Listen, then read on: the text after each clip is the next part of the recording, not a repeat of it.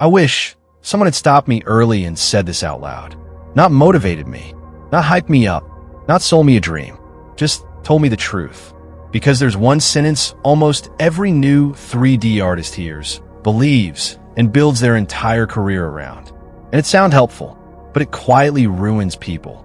If you're new to 3D, Blender, Maya, ZBrush, Unreal, this video isn't here to discourage you. It's here to save you years. Because the biggest lie in 3D isn't about talent, or AI, or even competition. It's about what you're supposed to focus on. And once you see it, you can't unsee it.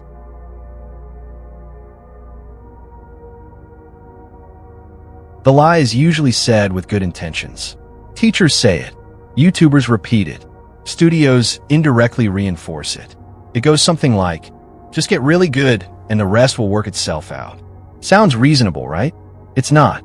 And I'll explain why. But first, let me tell you what actually happens when you believe it.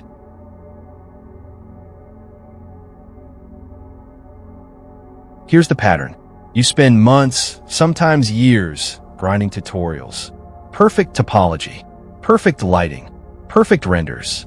Your skills improve. Your confidence improves. But your career doesn't.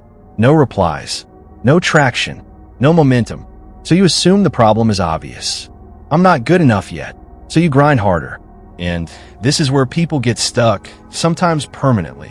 You pour years into perfecting 3D models, animations, and portfolios. Your work shines brighter than most beginners. Yet when job hunts begin, opportunities vanish quietly. Studios get flooded with thousands of skilled applicants. Recruiters pick from people they already know, friends, alumni, or those who emailed the right producer at the right conference. Your talent stays hidden. Without connections, your reel gathers dust on ArtStation. A viral YouTube demo? Cool. But it rarely leads to hires unless someone influential shares it. Burnout creeps in. You grind endlessly, wondering why good enough isn't cutting it, while others with average skills land gigs through internships or lucky intros. Raw talent is the entry ticket, but relationships and visibility are the VIP pass. Pros know this. They build networks early, attend events like Special Interest Group on Computer Graphics and Interactive Techniques, and pitch themselves relentlessly. Focus on skill plus strategy. Share work on LinkedIn and Discord communities tied to studios. Cold email recruiters with personalized notes. Collaborate on small projects to build a web of contacts. Talent opens doors, but hustle through those doors seals the deal.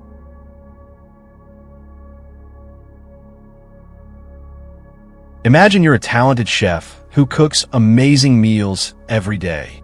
You have all the skills, perfect recipes, knife work, flavors that wow.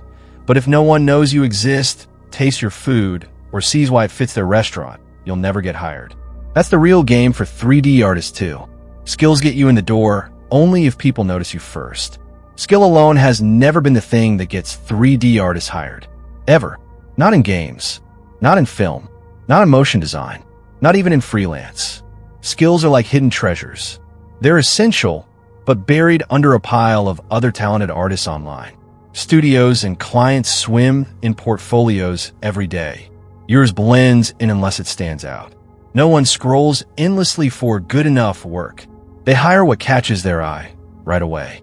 What gets you hired is visibility plus positioning plus proof of relevance. Most new artists are invisible, showcasing the wrong work to the wrong people in the wrong way. And no amount of extra skill fixes that.